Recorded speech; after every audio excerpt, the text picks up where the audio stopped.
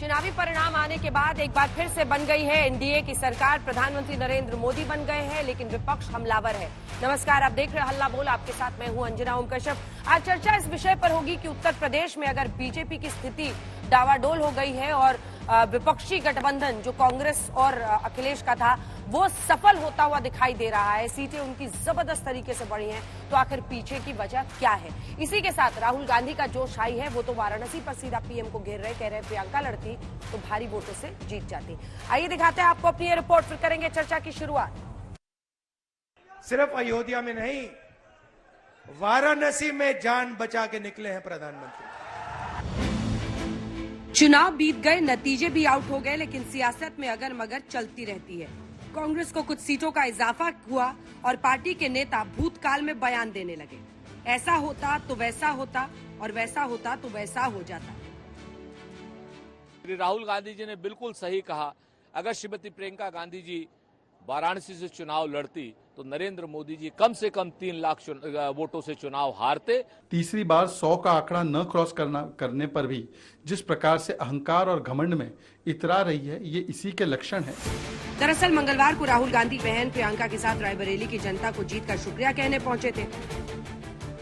नरेंद्र मोदी जी, अमित शाह जी हिंदुस्तान के संविधान को खत्म करने की कोशिश कर रहे हैं। जो हिंदुस्तान की नींव है उससे वो खिलवाड़ कर रहे हैं, इसीलिए पूरा देश एक साथ खड़ा हो गया। कुछ घंटे बाद राहुल वायनाड भी पहुंचे, लेकिन यहां भी नहीं बताया कि वो कौन सी सीट छोड़ेंगे और कौन सी रखेंगे। The question is, will I be member of parliament of Wayanad or will I be member of parliament of Raebareli? इस बीच यूपी में इंडिया गठबंधन के अच्छे प्रदर्शन के बाद कांग्रेस गदगद है। पार्टी ने तय कर लिया है कि 2027 विधानसभा चुनाव भी समाजवादी पार्टी के साथ मिलकर लड़ेंगे।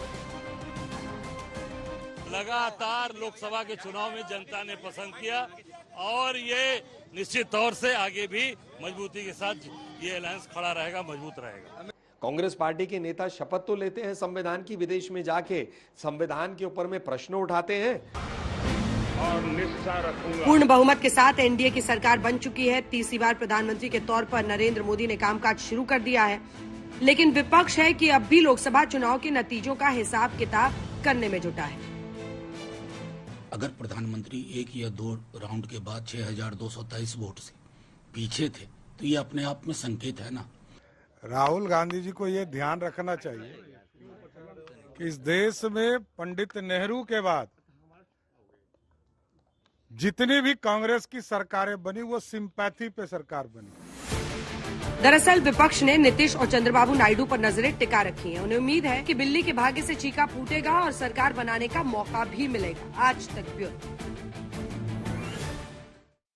तो राहुल गांधी बार बार ललकार रहे प्रधानमंत्री नरेंद्र मोदी को। उनका कहना है कि जैसे मैं रायबरेली से जीता, अगर ऐसे ही वाराणसी से प्रियंका वाड्रा गांधी चुनावी मैदान में प्रधानमंत्री के सामने उतरती तो पीएम हार जाते, कई लाख वोट से हारते। सैयद जफर इस्लाम साहब राष्ट्रीय प्रवक्ता बीजेपी के हमारे साथ जुड़ गए। आलोक शर्मा जी राष्ट्रीय प्रवक्ता कांग्रेस पार्टी के महासचिव आरएलडी के हमारे साथ जुड़ गए। मलुक नागर साहब, आशुतोष वर्मा जी समाजवादी पार्टी का पक्ष रखने के लिए हमारे साथ जुड़ गए। सबसे पहले मैं आप ही के पास आना चाहती हूँ सैयद जफर इस्लाम साहब, जवाब दीजिए इस बात का। राहुल गांधी कह रहे हैं कि जो यूपी में आपकी हालत हुई है, 75 सीटों पर आप चुनाव लड़े, जो पिछली बार उसकी मैं बात कर रही हूँ, कुल मिलाकर बीजेपी 72 सीटों पर 2019 के मुकाबले आपके वोट घटे हैं। 72 सीटों पर वो कह रहे हैं वाराणसी में भी हार जाते पीएम अगर प्रियंका खड़ी होती। देखिए रजना जी, पहले तो अंजना जी, पहले तो आपको आपके जन्मदिन की बहुत बहुत शुभकामनाएं। धन्यवाद। उसके बाद मैं आपके सवालों का जवाब देता हूं। राहुल गांधी जी बराबर सपने में जीते हैं, सपने ही बुनते रहते हैं और सपने में ही सो जाते हैं। हकीकत यह है कि उनको पता ही नहीं कि उनको सत्ता में नहीं आया है। सत्ता जो है वो भारतीय जनता पार्टी एनडीए की सरकार है और एनडीए की सरकार ने ही 293 सीट लाई है, उन्होंने नहीं लाई है। और हर सीट पे हम जीते हैं, जीत कर आए हैं, वो हार चुके हैं। हारने के बाद इस तरह की बातें वही करता है जिसको वाकई राजनीति की समझ बहुत कम है। अगर वो ठीक है, उनकी सीटें बढ़ी है तो बढ़ती हुई सीटों में आदमी को थोड़ा हम्बलनेस होना चाहिए था, लेकिन वो नहीं, बल्कि खास के वो इस तरह के अपने बातें कह रहे हैं जिससे वो पूरे तौर से एक्सपोज हो रहे हैं। हमारे सीटें जो है, हर सीटों पे हमारा अच्छा कभी कभी तिकोनिया लड़ाई होती है, उसमें हो सकता है सीट जो कम आए आपको उस पर वोट्स कम आए होंगे, हो सकता है, लेकिन जीत हमारी दर्ज हुई, दैट इज इम्पोर्टेंट। हम जीत कर आए हैं और वो हारे हैं, वो दूसरे के कंधे पे बैठ के गए थे। उत्तर प्रदेश में वो अपने बूते पे नहीं लड़े थे। अगर हिम्मत है तो अपने बूते पे लड़ जाते। क्यों सहारा लिया था, बैसाखी का सहारा लिया इतने लोगों का? अकेले लड़ जाते सारी सीटों पे। अरे मात्र कुछ सीटों जो भी समाजवादी पार्टी ने जो दी उसके बेसिस पे लड़े, और वो भी झूठे झूठे वादे करके। आप वोट दीजिए, आप पैसा लीजिए 8,500 अकाउंट में, मतलब उन्होंने ये नहीं कहा जीत के आएंगे तो देंगे, आप वोट दीजिए, खटाखट खटाखट खटाखट पैसे आपके अकाउंट में आएंगे। कहा भाई, महिलाओं ने लाइन लगा दिया वहां पर उनके ऑफिस में 24 अकबर रोड में कि भाई आप हमने तो वोट दिया तो पैसा दीजिए। अब पैसा नहीं दे रहे हैं, वहां से निकाल रहे हैं, भगा रहे हैं, मार रहे हैं, पीट रहे हैं, और जो बेइज्जती कर रहे हैं औरतों की। हकीकत है कि झूठ का सहारा लेके, मोदी जी को गाली देके, अलग अलग अफवाह उड़ा के, और संविधान का जो आड़े में झूठ बोलने का जितना काम किया कि संविधान चेंज हो जाएगा, उसने अपने जो भी झूठ बोलने का फायदा उठाने की कोशिश की, लेकिन फिर भी दूसरे के कंधे पे बैठ के जाना पड़ा। अंजना जी, खुद में इतनी ताकत नहीं कि आज भी प्रियंका जी लड़े वहां से। प्रियंका जी में लड़ने की ताकत नहीं है, वो हिम्मत नहीं जुटा पा रही है हिम्मत तो फिर लड़ जाए वहां से। ये लड़ती पहले, और आज क्यों बोल रहे हैं? पहले बोल देते कि भाई हम मोदी जी के खिलाफ लड़ेंगे, उसके बाद समझ में आता कि हाँ ठीक है मोदी जी के खिलाफ लड़ रहे हैं। लेकिन आज तो हारने के बाद, नहीं लड़ने के बाद इस तरह की बातें सिर्फ मूर्खता है और कुछ नहीं है। ठीक है, दो मुख्य आरोप है उनके आलोक जी। एक तो वो कह रहे हैं कि आप लड़े भी तो दूसरे के कंधे पर लड़े। 37 सीटें समाजवादी पार्टी की आई हैं, आपकी 6 आई हैं। दूसरी तरफ बीजेपी का यह आरोप है, जिसमें उनके मीडिया सेल के हेड ने यह भी लिखा है ट्विटर पर कि तेलंगाना से तो खुला ऑफर था और मुख्यमंत्री साहब वहां कह रहे थे कि प्रियंका जी आए यहां पर लड़े, राहुल गांधी ने उन्हें वहां लड़ने नहीं दिया। रायबरेली में भी डरे हुए थे, वायनाड में वोटिंग होने के बाद वहां पर अपना कैंडिडेचर अनाउंस किया। तो रास्ते में आना बंद करें प्रियंका गांधी के राहुल गांधी, ये कह रही है बीजेपी। देखिए, मुझे लगता है कि भारतीय जनता पार्टी हमारे बारे में क्या कह रही है बहुत इंपॉर्टेंट नहीं है। बीजेपी तो हमेशा से, क्योंकि अपोजिशन पार्टी है, हमारे खिलाफ ही बोलेगी। कौन किसका रास्ता रोक रहा है बीजेपी को कहां से पता चल गया। दूसरी बात यह आती है कि जो पहला विषय था कि बैसाखियों पर, अरे वे बैसाखियों पर तो आज सरकार भी है, क्या सरकार बैसाखियों पर नहीं है? और बैसाखियों पर तो आप 38 पार्टियों का सब साथ मिलाकर सबको चुनाव लड़ रहे थे, तो क्या आप बैसाखियों पर थे? कोएलिशन में तमाम पार्टियां गई हैं, क्या मोदी जी कोएलिशन में नहीं है? मोदी जी तो इतने कमजोर हैं कि 2014 में 2-2 सीटों से लड़े थे। तो अब मैं कहना लगूं कि वो भगोड़े हो गए थे वडोदरा से। मुझे लगता है शब्दावली पर थोड़ा सा नियंत्रण रखना चाहिए। किसी सांसद के लिए, जीते हुए के लिए मूर्खता का शब्द इस्तेमाल करना शोभा नहीं देता है। वापस आता हूं, उन्होंने कहा सपनों में जी रहे। अरे भी सपनों में तो 10 साल तक पूरा देश जीता रहा, और उसी का रिजल्ट आया कि जो जिस तरह से तमाम चीजों का दुरुपयोग करने के बाद भी आप बड़ी मुश्किल से सरकार बचा पाए हैं, और उसमें भी तमाम चीजें आ रही हैं। सपनों में तो सपने तो आपने दिखाए थे 15 लाख से लेकर 100 स्मार्ट सिटी, बुलेट ट्रेन, और 2 करोड़ रोजगार, और किसान की आय दुगनी, और पता नहीं कौन कौन से सपने दिखाए थे। लेकिन मैं भी और अंजना जी आप भी बनारस में रहे थे। बनारस की हालत ये थी कि शायद हमें भी अंदाजा नहीं था कि जनता इतनी नाराज है। जनता इतनी नाराज थी कि मुख्य मुद्दों पर, जिस भी मुद्दे पर जिस भी व्यक्ति से बात की उसी ने कहा मोदी जी ने कुछ नहीं कराया।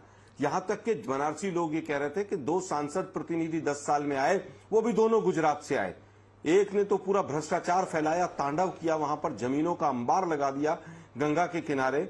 और दूसरी बात उन्होंने कहा कि बनारसियों को तो इस लायक भी नहीं समझा कि बनारस हिंदू यूनिवर्सिटी में वाइस चांसलर रख लें। वहां बनारस हिंदू यूनिवर्सिटी में मेडिकल हॉस्पिटल में कितने दिनों से हड़तालें चल रही हैं।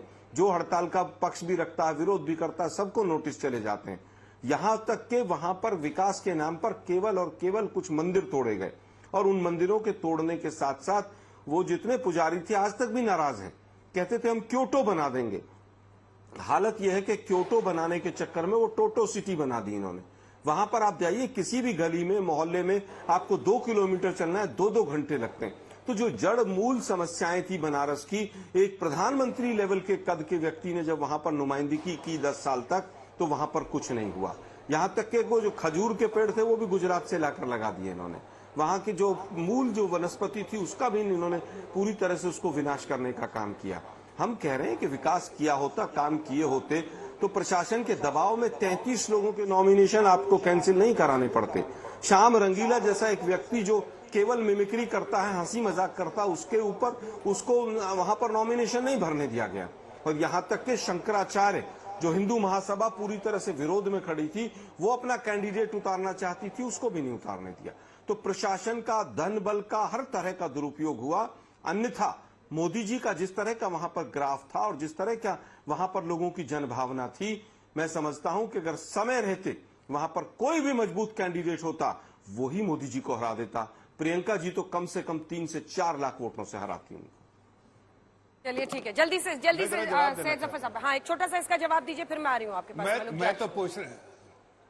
मैं तो अंजना जी आपके माध्यम से मैं पूछना चाहता हूं कि किसने रोका था? आपने तो लोगों के नाम तो झूठी बात फिर से कर दी और लोगों का नाम लेके। मैं तो सीधे आपसे पूछ रहा हूं, क्या प्रियंका जी को रोका गया था? बाकी लोगों की बात छोड़िए, प्रियंका जी पे आइए। प्रियंका जी को रोका गया था? क्या प्रियंका जी को बोला गया था मत लड़ो भाई, प्रधानमंत्री लड़ रहे हैं, यहां से ऐसा कहा गया था? या प्रियंका जी में इतनी शक्ति नहीं थी कि लड़ सकती आदरणीय प्रधानमंत्री जी के सामने? ये कहिए ना कि वो हिम्मत ही नहीं जुटा पाई, और आज भी हिम्मत नहीं है कि वो लड़ सके किसी भी कॉन्स्टिट्यूएंसी से। यही हकीकत है। आप दूसरे पे ठेकरा फोड़ना जानते हैं। हकीकत है कि हारने के बाद हर जगह और इतने सीटें दिया, समाजवादी पार्टी ने आपको इतनी सीटें दिया, रिजल्ट क्या दिया आपने? उनके इतने सपोर्ट के बाद भी क्या रिजल्ट दिया? कुछ नहीं। नील बेटा सन्नाटा टाइप का आपका परफॉर्मेंस है। ऐसा कोई परफॉर्मेंस होता है जो इतने दूसरे के कंधे पे बैठ के? और तीसरी बात मैं कहना चाहता हूं कि आज भी कह रहा हूं कि जहां कॉन्स्टिट्यूएंसी खाली हो, प्रियंका जी को लड़वाइएगा। छोड़िए प्रधानमंत्री जी, हमारे जो साधारण कैंडिडेट होंगे, कहीं से भी इलेक्शन, अगर बाई इलेक्शन कभी आते हैं ऐसी सिचुएशन, तो आप लड़वाइएगा, चाहे कोई भी कॉन्स्टिट्यूएंसी है। वो तो कह रहे प्रधानमंत्री को 4 लाख से वोट से हराते। छोड़िए प्रधानमंत्री जी की बात, एक कार्यकर्ता से लड़वाएंगे, आप उसके बाद बात कीजिएगा। हवा में बात मत कीजिए, मैदान में उतारिए। मैदान में उतारने की शक्ति है तब बात कीजिए। आज तक तो शक्ति नहीं जुटा पाई वो। देखिए मुझे लगता है हर पार्टी की अपनी एक स्ट्रैटेजी होती है, वो अपनी स्ट्रैटेजी के अनुसार वो पार्टी चलती है। किस पार्टी में किस कैंडिडेट, अजय राय में क्या प्रॉब्लम है? एक सवाल है आपसे, अजय राय में क्या प्रॉब्लम है? अजय राय लड़े, आप मतलब आपके प्रदेश अध्यक्ष हैं, उनका मनोबल ऐसे क्यों गिरा रहे कि वो लड़े तो हार गए और प्रियंका जी लड़ती तो जो मतलब कहते हैं बंद मुट्ठी लाख की, खुले तो पता नहीं कितने की। अब चुनाव लड़ेंगी तब तो पता चलेगा। देखिए अंजना जी, आपका बिल्कुल वाजिब सवाल है। मैंने अजय राय जी को किसी भी रूप में कम नहीं आंका है। अजय राय जी ही हैं जिन्होंने 1.5 लाख के मार्जिन के करीब मोदी जी को लाकर छोड़ा है। लेकिन मैंने कहा कि आकलन शायद ग्राउंड का उतना नहीं था कि मोदी जी से लोग इतने नाराज हैं। पहले तो सब लोग कहते थे कि मोदी जी जहां से चुनाव लड़ेंगे चारों तरफ की सीटें जीत जाएंगे। आज उल्टा हो गया है। बनारस के चारों तरफ के कैंडिडेट कह रहे हैं कि मोदी जी हमारे ऊपर लायबिलिटी बन गए, मोदी जी की वजह से सब हम हार गए, क्योंकि बनारस केंद्र बिंदु था और बनारस में मोदी जी की बहुत भयंकर नकारात्मकता थी और इसी नकारात्मकक की वजह से हम चारों तरफ हार गए। अब अजय राय जी के ऊपर आता हूं मैं।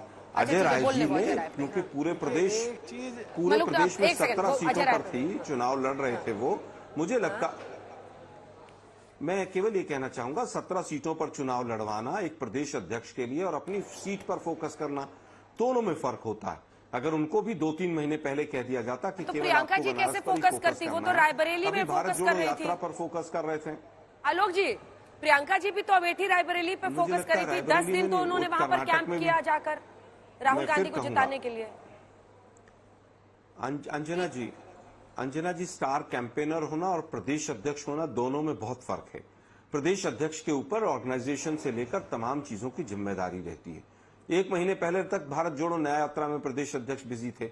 मैं समझता हूं कि स्टार कैंपेनर उन्होंने कर्नाटक में भी खूब प्रचार किया, हिमाचल में भी किया, जहां पर भी उनको मौका मिला या पार्टी ने कहा, उन्होंने, प्रियंका जी ने चुनाव प्रचार किया और बहुत अच्छे रिजल्ट आए।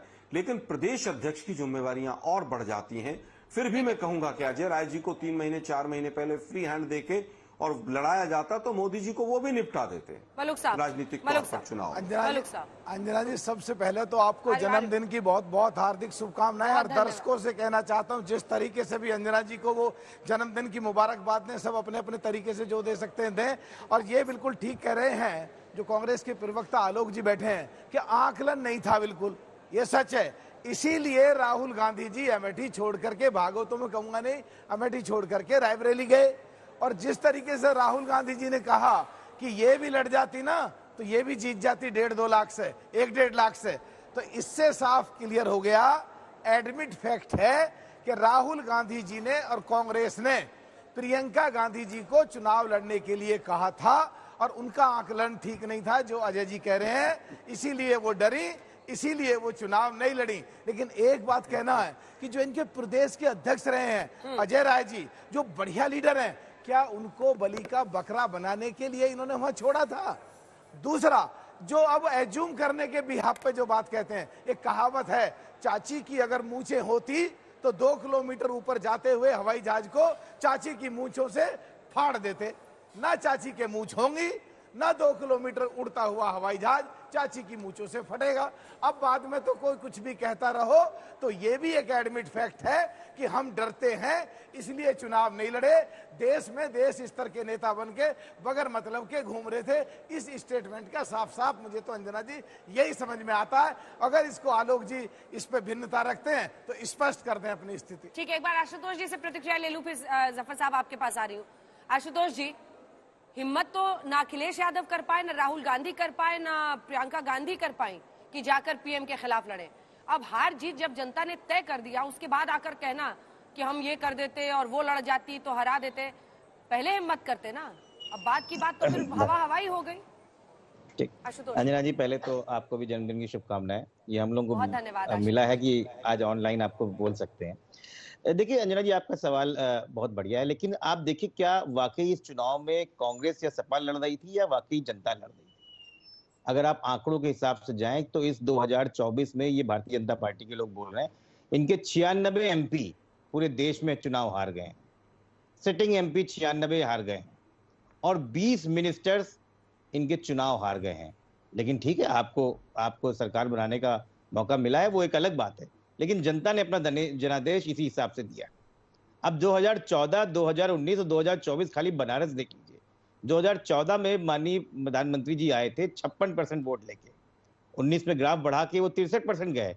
लेकिन फिर ऐसा क्या हुआ, 2024 में वो 56 से गिर के 54 में आ गए। उस समय ये बोला जा रहा था काशी इसलिए चुना गया कि आसपास के उत्तर प्रदेश और बिहार पूरा उससे इफेक्ट होगा और हम सब जीत जाएंगे। आज स्थिति क्या है? 7 जिले हैं बनारस के आसपास बिल्कुल चिपके हुए, आजमगढ़, गाजीपुर, चंदौली, मिर्जापुर, इलाहाबाद, संत कबीर नगर और जौनपुर। आप कितना जीत पाए? 1 मिर्जापुर जीते हैं। आप 6 के 6 चारों आसपास आ रहे हैं। आजमगढ़ हारे, गाजीपुर हारे, चंदौली हारे, इलाहाबाद हारे, संत कबीर नगर हारे, जौनपुर हारे। आप क्या कर रहे हो? और आप बता रहे हो मोदी फैक्टर है। मैं आपको बताऊं 5 विधानसभाएं हैं, उसमें से एक ऐसी विधानसभा है वाराणसी साउथ दक्षिण, उसी बनारस दक्षिण में काशी विश्वनाथ धाम बनाया गया, उसी बनारस दक्षिण में नमो घाट बनाया गया, उसी में स्मार्ट एरिया पक्का महाल बनाया गया। स्थिति यह है कि 1 लाख वोट भी मोदी जी को वहां से उस विधानसभा से नहीं मिल पाए। पहली बार ऐसा हो रहा है। और ऐसे 20 बूथ हैं बनारस में जहां पे भारतीय जनता पार्टी इकाई में रही है, मतलब मैक्सिमम वोट 9 है वहां पर, 9, किसी में 1, किसी में 2। ये देश की स्थिति है। और 180 बूथ ऐसे हैं, जफर इस्लाम साहब जाके देखिएगा, जिसमें आप दहाई में पहुंच पाए हैं और आप बता रहे हैं कि बिल्कुल चमत्कार कर दिया। स्थितियां को समझिए। जहां आपके 5 विधायक आपके हैं, 17 में भी है और 22 में भी हैं, वहां आप बुरी तरह के पराजित हुए हैं। और ये मैं उन बूथों को बता रहा हूं जो अर्बन है, जो शहरी हैं। गांव में रोहनिया और सेवापुरी की स्थिति देख लीजिएगा तो आपको शर्म आ जाएगी कि यहां स्थिति प्रधानमंत्री लड़ रहे हैं जो अनडिफेटेबल, अनविंसिबल आदमी थे। तो भारतीय जनता पार्टी अब जो है ये समझ गई है कि इस देश में अगर चुनाव सरकार जनता के खिलाफ लड़ेगी तो आप कुछ भी कर लीजिए, जनता किसी को भी पलट सकती है। 3.5 लाख से जीतने वाला आदमी अगर 1.5 लाख पे आ गया है तो आप खुद समझ सकते हैं कि प्रधानमंत्री इनविंसिबल है कि नहीं है। अंदर मैं जवाब देना चाहता हूँ। बोलिए बोलिए। देखिए, पहली बात तो मैं आलोक जी के जवाब देता हूँ। आलोक जी जिस तरह से अपने प्रदेश अध्यक्ष को, यूपी के प्रदेश अध्यक्ष को जितना नीचा दिखाया, ये बात सिद्ध कर दी जो जनता बार बार कहती रहती है कि परिवार के आगे सब बेकार, परिवार के आगे सब बेकार। वो दिखा दिया कि जब ये माला जपने लगते हैं अपने परिवार फर्स्ट फैमिली का, तो ये भी भूल जाते हैं कि प्रदेश अध्यक्ष की भी एक बहुत बड़ी रिस्पॉन्सिबिलिटी होती है और एक स्टैंडिंग होती है। वो सारी चीज भूल के उनको बेइज्जत किया, भी आपके चैनल में पूरे देश के सामने उनको बेइज्जत किया और उन्होंने कहा कि वो किसी लायक नहीं थे।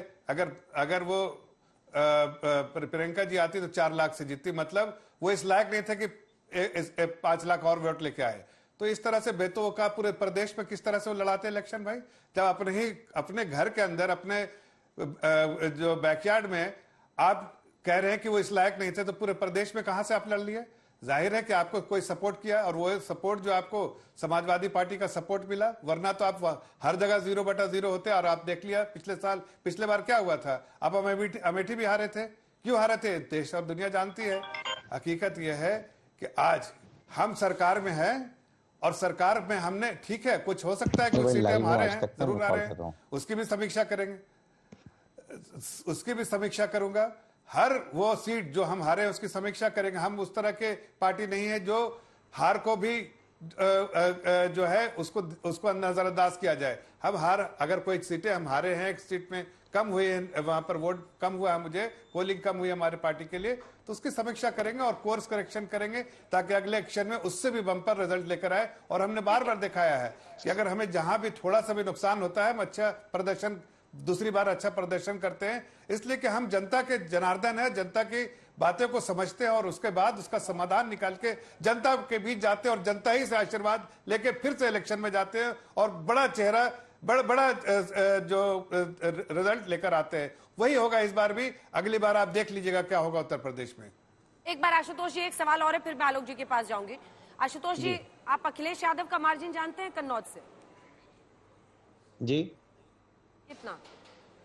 नहीं, देखिए अंजना जी, पहली बात समझिए, मार्जिन से 1,60,70,000 अगर मुझे सही याद है तो मैं समझ रहा हूं। देखिए आपका भी है, आप मेरी बात सुनिए, मेरी बात सुनिए। प्रश्न कुछ और है। देखिए, इसी कन्नौज से पहले डिंपल जी हारी भी थी। क्या बार बार एक सीट से चुनाव लड़ना और 1.5 लाख के मार्जिन से तीसरी बार वहां पर जीतना और इसकी वजह से कह देना कि प्रियंका लड़ती तो इतने से हरा देती, ये क्या दिखा रहा है? मैं उस मूल सवाल पे जा रही हूँ। मैं बिल्कुल मूल सवाल का जवाब देती हूँ। देखिए, समाजवादी पार्टी की परफॉर्मेंस अच्छी है, इसको कोई इनकार नहीं कर सकता। नहीं, मैं अंजना जी, टाइम हाई है आपका। मैं किसी पार्टी को डिफेंड नहीं कर रहा हूँ, मैं कांग्रेस पार्टी को डिफेंड नहीं कर रहा हूँ। वो राहुल गांधी लड़ते या प्रियंका गांधी लड़ते, ये तो हाइपोथेटिकल क्वेश्चन है, इनका कोई जवाब नहीं दे सकते।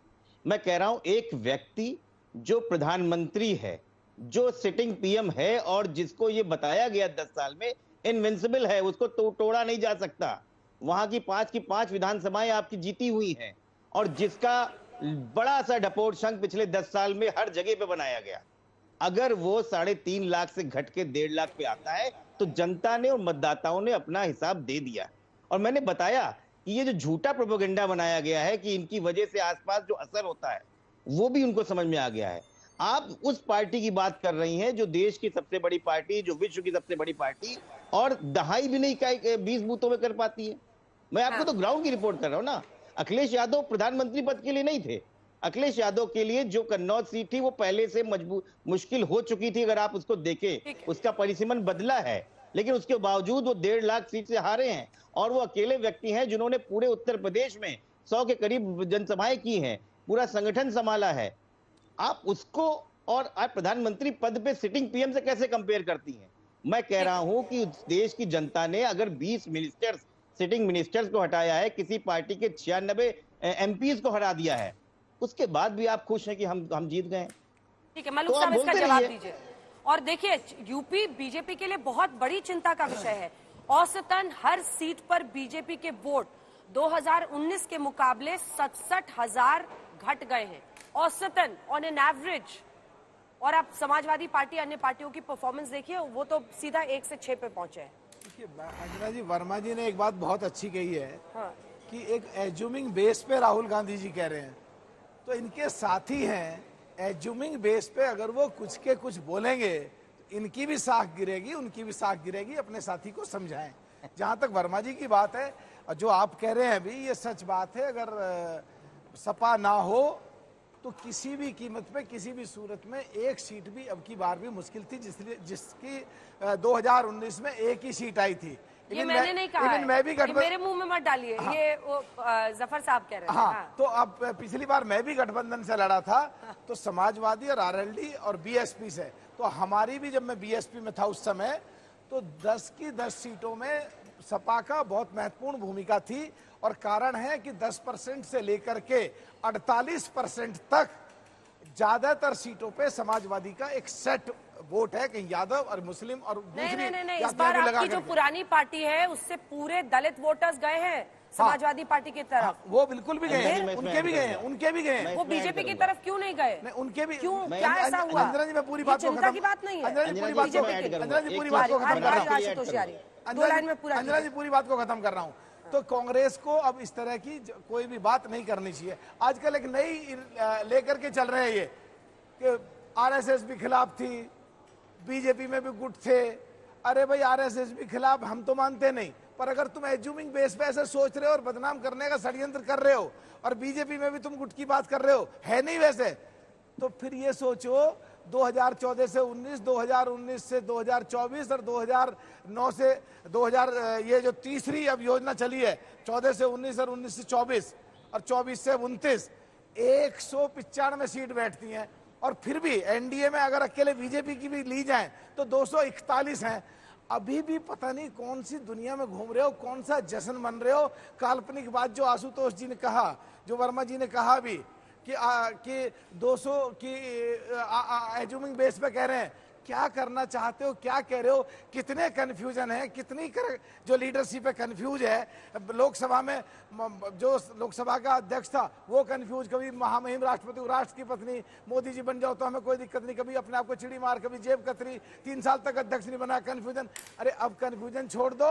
अगर तुम अभी हार को भी इसे जीत बना रहे हो तो कम से कम अब देश को ये दिखाओ कि तुम कंफ्यूज नहीं हो और तुम जिम्मेदार तरीके से जिम्मेदार विपक्ष की भूमिका निभा रहे हो। छोटा सा जवाब फिर आलोक जी के पास है। छोटा सा जवाब। देखिए, विद ड्यू रिस्पेक्ट मलूक नागर जी, राजनीति में एक बात तो हमने भी समझ ली और आपने भी समझी, 2+2 4 नहीं होता है। ये अर्थमेटिक बिल्कुल नहीं होता है, क्योंकि अगर ये वक्त होता तो 2019 में समाजवादी पार्टी को 18% वोट मिला था बनारस में, और कांग्रेस को 14% वोट, जोड़ के 32% वोट मिलना चाहिए, लेकिन हमको 41% वोट मिला है बनारस में। ये कैसे हो गया है? देखिए, अगर आप इस बात को समझने की कोशिश करेंगे कि कैसे जुड़ा है, जो सेंटिमेंट्स चेंज हुए हैं, बहुत बड़ी ओबीसी जो जातियां थी उत्तर बनारस में, अब बनारस में बहुत बड़ा, जैसे मुस्लिम 3.5 लाख के आसपास था, वो पूरा इंटैक्ट हुआ। पटेल वहां समाज लगभग 3 लाख के आसपास है, वो इंटैक्ट हुआ। और वो आपके सिटिंग 2 पटेल आपके विधायक थे, रोहनिया में और सेवापुरी दोनों में, लेकिन वहां दोनों जगह आप पीछे रह गए। आप समझिए, सेंटिमेंट चेंज हो रहे थे। ठीक है, आलोक जी, आपने संविधान बदलने जैसी चीज बताई। आलोक जी एक बार बोल ले। देखिए, बीजेपी बार बार ये कह रही है, पीएम ने भी कहा कि यूपी में झूठ फैलाया विपक्ष ने, आरक्षण के खिलाफ एक मुहिम चलाई फेक वीडियोस के जरिए। पीएम ने कहा कि जबकि हर जगह वो भाषण में कहते रहे कि आरक्षण नहीं हटाऊंगा, जब तक मैं जिंदा हूं आरक्षण लागू रहेगा देश में। दूसरा, वो कहते हैं कि मुफ्त के पैसे देने की बात, वो जो 1 लाख रुपए वाला कांग्रेस का रसीद लेकर सब लखनऊ दफ्तर में पहुंचे, झूठ की वजह से आपकी तरफ लोग गए। देखिए, हमने कभी किसी मैनिफेस्टो का जनता जानती भी है, कुछ भाजपा के द्वारा प्रायोजित लोगों को भेज दिया जाए तो इसका मतलब नहीं है कि जनता बाकी सब जो है वो समझ नहीं रही थी। हमारी सरकार आती तो स्वाभाविक है हम जरूर करते उस काम को, और जनता इस बात को जानती है। दूसरी बात यह है कि झूठ तो सबसे ज्यादा मोदी जी ने फैलाया इस पूरे देश के अंदर, चाहे वो हिंदू मुस्लिम करने में हो, चाहे मैनिफेस्टो को लेकर हो। मतलब देश के प्रधानमंत्री मछली से शुरू हुए और मुजरे तक पहुंच गए, और आरोप दूसरों पर लगाए जा रहे हैं। देश के प्रधानमंत्री के झूठ और अहंकार को देश समझ चुका है, इसीलिए बनारस में उनकी जो अभी जीत भी है वो पराजय से भी खराब है। देश के प्रधानमंत्री रहने के बाद आपकी ये सिचुएशन हो गई कि प्रशासन के बल पर आपको बहुत लोगों के नॉमिनेशंस रिजेक्ट कराने पड़े। हार से भी बदतर सिचुएशन है। पिछले 10 दिन से 15 दिन से मां गंगा का नाम सुनाई नहीं दिया है। अब बात आती है कि किसने झूठ फैलाया। कि हम लोग इसमें संविधान में परिवर्तन करेंगे और 2/3 बहुमत चाहिए, 400 सीट चाहिए, ये हमारे स्टेटमेंट तो नहीं थे। अयोध्या के सांसद लल्लू सिंह जी ने क्या क्या कहा और राजस्थान में मुख्यमंत्री और उप मुख्यमंत्री और एक सांसद प्रतिनिधि ने क्या क्या कहा, वो पूरे देश ने देखा है। तो मुझे लगता है कि बीजेपी ने जो असली मंशा थी वो देश के सामने आ गई। अब मलूक भाई भी बड़ी बड़ी बातें कर रहे हैं। अभी 5 साल तक वो मायावती जी के बारे में माला जपते थे इसी टीवी चैनल पर बैठकर, उसी पार्टी को छोड़कर चले गए। अब वो मोदी जी कर रहे हैं। तो खैर कोई बात रही होगी। 5 साल आप सांसद रहे, आपने काम किया या नहीं किया, आपको तो लड़ना चाहिए था। चाहे बसपा से लड़ते, चाहे इंडिपेंडेंट लड़ते, जनता तय करती है आपको कितनी वोट मिली। दूसरी चीज, आप एक पूर्व मुख्यमंत्री तब भी बैटिंग करते थे मोदी जी के लिए। ये तो फ्री स्टाइल बैटिंग करते थे आलोक जी, अगर आपको याद हो। नहीं, वो तो बैटिंग करते करते ही तो मायावती जी, अंजना जी, ये बैटिंग करने वाले सब चले गए, इनके सबके बल्ले टूट गए। आप देख लीजिए उड़ीसा में क्या हुआ। दूसरी सरकार आ गई, उन्होंने भी 10 साल बैटिंग की थी, नवीन पटनायक जी ने, और वहां पर आंध्रा के अंदर भी बैटिंग हो रही थी और बैटिंग करते करते सरकार चली गई। और मायावती जी का तो भविष्य पूरी तरह से, अरे तो उनकी जगह तो बीजेपी आ गई है ना। मैं नहीं कह रहा कौन आया कौन नहीं आया, मैं फिर कहूंगा कि बैटिंग करने वाले लोग बैटिंग जो दूसरों के लिए करते हैं वो कभी सफल नहीं हो पाते। मलूक जी मेरे बड़े भाई हैं, अच्छी बात है वो बीजेपी ज्वाइन कर ले, बेहतर है, कहीं पर भी जाएं। नहीं, मैं कंफ्यूज नहीं हुआ हूं, मैं बिल्कुल स्ट्रेट हूं। मैं कह रहा हूं जिन जिन लोगों ने बैटिंग की, जिन जिन लोगों ने बीजेपी की चिलम भरी, हमारे यहाँ पर देहात में कहावत है, वो सब लोग, वो सारे दल बीजेपी ने समाप्त कर दिए। वो शिवसेना हो चाहे अकाली हो, जिन जिन लोगों ने हाथ मिलाए उनको सबको समाप्त कर दिया। अब आता है पूर्व मुख्यमंत्री की तुलना वर्तमान के प्रधानमंत्री से, वो 10 साल से रहे हो और जिनके पीछे हजारों करोड़ रुपया मीडिया पे केवल उनकी छवि को चमकाने में लगाया जाता हो, उनसे तुलना नहीं की जा सकती है। मैं चैलेंज करता हूं कि बीजेपी के संसदीय दल की मीटिंग करा लीजिए और गुप्त मतदान कर लीजिए और किसी को खड़ा कर दीजिएगा, मोदी जी हार जाएंगे।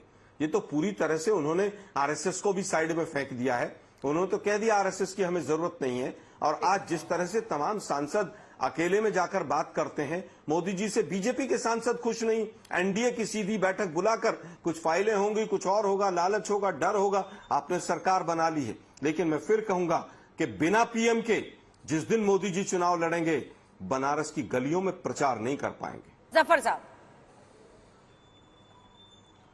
देखिए, छोटी मुंह बड़ी बात करना की आदत है आलोक जी में, यही इनकी आदत है। इनके मुखिया जो राहुल गांधी जी है उनकी भी आदत है, छोटी मुंह बड़ी बात करने लगते हैं।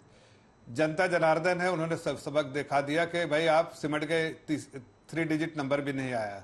सपना तो था कि भाई सरकार चलाएंगे और इसी तरह से वादे भी करते गए, लेकिन जनता ने जमीन पर बैठा दिया, इसलिए कि सब कुछ झूठ पर आप जो है झूठ पर का सहारा लेके आप सब कुछ कर रहे थे।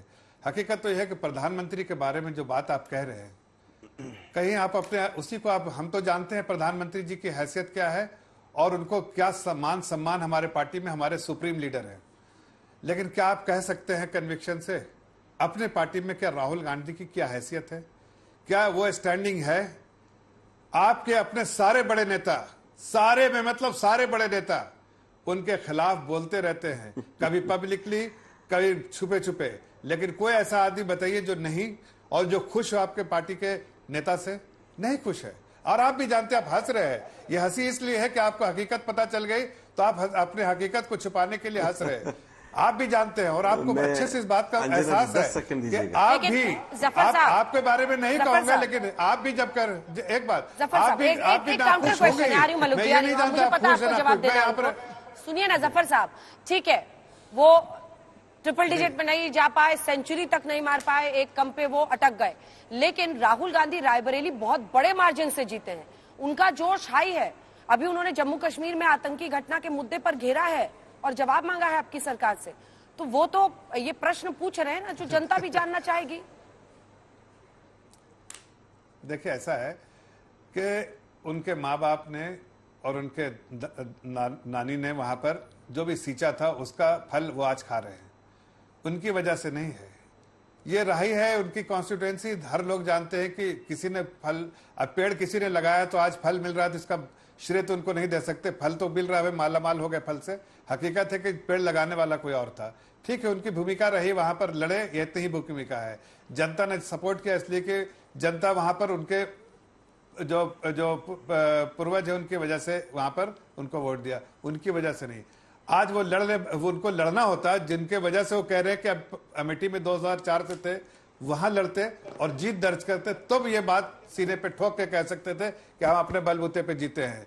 लेकिन चूंकि वहां से भाग गए तो इनका कहने का कोई अर्थ नहीं होगा और ना उनको इस बात की मतलब इजाजत होगी कि भाई आप ऐसा जो है कहिए कि मैं यहां पर आके अपने बलबूते पे जीता हूं। दूसरी बात मैं कह रहा हूं कि मैं इनके पर कोई, इनके प्रवक्ता जो आलोक जी पे कोई टीका टिप्पणी नहीं कहता हूं, चाहे वो खुश हो या नाराज हो मैं नहीं कह सकता, लेकिन इनके जितने एमपी का अगर बंद बस्ते में डलवा दीजिए पर्ची तो 99% लोग ये कहेंगे कि भाई राहुल गांधी से छुटकारा मिल जाए, या तो कहेंगे प्रियंका, या तो कहेंगे सोनिया, या तो कहेंगे कुछ और या कुछ और। तो ये और ये कुछ लोग तो पब्लिक में भी आके कहते हैं बहुत खुल के, बड़े बड़े लोग तो उनके लीडर उनको छोड़ के भाग गए कि राहुल जब तक रहेगा। और देखिए किस पार्टी से लोग के छोड़ के, अगर एक मिनट अगर हमारे पार्टी से कोई नाखुश होता तो छोड़ के जाता है ना, हमारे पार्टी से तो सब खुश है तभी तो नहीं छोड़ के जाते, और आपके पार्टी में छोड़ने वाले का लाइन लगा हुआ है। उसी से ये तो आपके सामने है। इस हकीकत को क्या आप ठुकरा सकते हैं, इग्नोर कर सकते हैं? बताइए जरा आलोक जी, किस पार्टी से जो है दौड़ लगी हुई है जाने वालों की? अंजना जी बहुत छोटा सा उत्तर देता हूं मैं इसमें। ठीक है, एक बार मलुक नागर आपकी बात का जवाब दे दें क्योंकि आपने उन पर पर्सनल अटैक किया है। एक सेकंड में आ रही हूँ मलुक जी, जवाब दे दें उसके बाद आ रही हूँ आलोक जी। बोलिए पर्सनल की बात नहीं, मैंने तो बस कांग्रेस से विधायक रहा और 2001 के एआईसीसी के सेशन में हम 3 सगे भाई एआईसीसी मेंबर थे, जो देश में कोई भी नहीं है। जहां तक बात है पार्टी की, कई बार तो कांग्रेस भी टूटी, फिर पहले कांग्रेस दूसरी थी, फिर कांग्रेस इंदिरा बनी, फिर सोनिया गांधी जी के टाइम में कांग्रेस, सोनिया गांधी जी ने कांग्रेस तिवारी बनाई। छोड़ देते हैं उस बात को। जहां तक बात आती है झूठ फैलाने की और बदनाम करने की, माननीय प्रधानमंत्री, माननीय गृह मंत्री जी ने साफ कहा, अगर बाबा साहब भी होते तो भी आरक्षण को नहीं बदला जा सकता था और हम भी नहीं बदलेंगे। उसके बाद भी झूठ बोलते रहे, झूठ कहते रहे। एक बात मुझे कहनी है अंजना जी आपके शो पे कि राहुल गांधी जी ने स्वीकारा है कि जब इंदिरा गांधी जी प्रधानमंत्री थी, प्रधानमंत्री कार्यालय में जाते थे, जब राजीव गांधी जी प्रधानमंत्री थे, प्रधानमंत्री कार्यालय जाते थे, जब मनमोहन सिंह जी प्रधानमंत्री थे, प्रधानमंत्री कार्यालय जाते थे, और वहां पिछड़ों के और दलितों के काम उस तरह नहीं हुए जिस तरह होना चाहते हैं। तो ये एडमिट फैक्ट है कि कांग्रेस कार्यकाल में, तीनों माननीय प्रधानमंत्रियों के कार्यकाल में पिछड़ों के और दलितों के काम नहीं हुए। मैं सदन में बैठा हुआ देखता हूं कि सदन में माननीय प्रधानमंत्री आते हैं और कहते हैं मैंने पिछड़ों के इतने मिनिस्टर बनाए, दलितों के इतने मिनिस्टर बनाए, और पिछड़े समाज के जब राजस्थान में जाते हैं तो गुजरों के बारे में बहुत खुल के बात करते हैं। उत्तर प्रदेश में जब अलीगढ़ में जाते हैं तो पिछड़े समाज के जाटों के बारे में बात करते हैं। जम्मू कश्मीर में जाते हैं, राजस्थान में जाते हैं, झारखंड में जाते हैं तो आदिवासियों की और दलितों की दोनों की खुल के बात करते हैं। मेरे हिसाब से राहुल गांधी जी ने एडमिट कर लिया है, आप भी एडमिट करो कि पिछड़ों के और दलितों के, और मैं DOPT and law justice standing committee में हूं। कांग्रेस के कार्यकाल में 60-70% सीटें खाली पड़ी रहती थी, आज भी करीब 30-35% खाली हैं। इनको इनके हक नहीं मिले तो अब नकली बातें ना करें, घड़ियाल में आंसू ना निकालें, असलियत में एडमिट करें कि पिछड़े और दलितों के हक मारे हैं कांग्रेस ने और झूठ फैला करके। जवाब दे। देखिए मुझे लगता है कि हम तो बार बार कह रहे हैं कि जातिगत और आर्थिक सर्वेक्षण होना चाहिए और जनगणना होनी चाहिए। क्या मलूक नागर जी जिस वर्तमान पार्टी में हैं अभी, क्या वो पार्टी उसको सपोर्ट करती है? मुझे तो नहीं लगता करती है। और जाटों के साथ और गुजरों के साथ और तमाम जो 10 साल में हुआ है किसानों के साथ, उसको तो पूरे देश ने देखा है। किसानों की बेटियों के साथ और अजय टेनी का और तमाम लोगों का क्या हुआ है। तो इसलिए कम से कम बीजेपी के सहयोगी लोग जिस तरह की बातें कर रहे हैं उस पर अपनी समीक्षा करें। आप कह रहे हैं जातिगत और दलित और एससीओ का कुछ नहीं हुआ। अरे बनारस में भाई सीवर साफ करते हुए 32 लोगों का देहांत हो गया पिछले 10 साल में। किसी बीजेपी के एक साथी की कोई स्टेटमेंट आ गई हो तो बता दीजिए। खैर वापस आते हैं कि अहंकार किसमें था और क्या था। अभी मैं हंसा इसलिए था कि जफर भाई ने शुरुआत की कि वहां सब कुछ गांधी फैमिली है और अब कह रहे हैं कि गांधी फैमिली की वहां कोई हैसियत नहीं है। तो जफर भाई पहले तय कर लीजिए कि सही वास्तव में किसकी क्या हैसियत है और किसकी नहीं है। एक ही शो में आपके 2 वर्जन आ गए। अमेठी की जनता ने जिस तरह से स्मृति ईरानी जी का अहंकार तोड़ा है, स्मृति ईरानी जी के अहंकार की वजह से वहां किस तरह से नाराजगी थी उसको देखिए। ये केवल पूर्वजों की वजह से नहीं होता कि पूर्वजों ने अच्छे काम किए, हम वर्तमान में भी अच्छे काम कर रहे हैं, लेकिन आपको तो 5 साल में पैक करके वापस दिल्ली भेज दिया।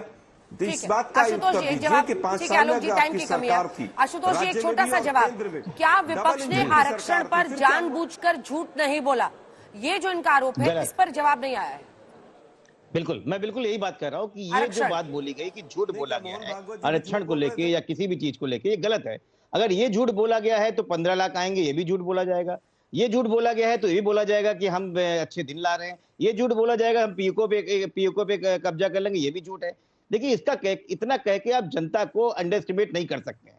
जनता सिर्फ आपके भाषणों को नहीं सुनती, अपने पिछले कार्यकालों को चुनती है। और पिछले कार्यकाल में कम से कम भारतीय जनता पार्टी ने गरीब, दलित, पिछड़े, अल्पसंख्यकों के साथ जो किया है वो पूरे देश ने, पूरे विश्व ने देखा है। वो अपने बारी का इंतजार कर रही थी और उसने जब 1.5 लाख की मार्जिन पे गिरा दिया प्रधानमंत्री मोदी को, तो समझा दिया है कि आप कहां पर हैं। ठीक है, टाइम खत्म हो गया। बिल्कुल जफर साहब, छोटा सा जवाब।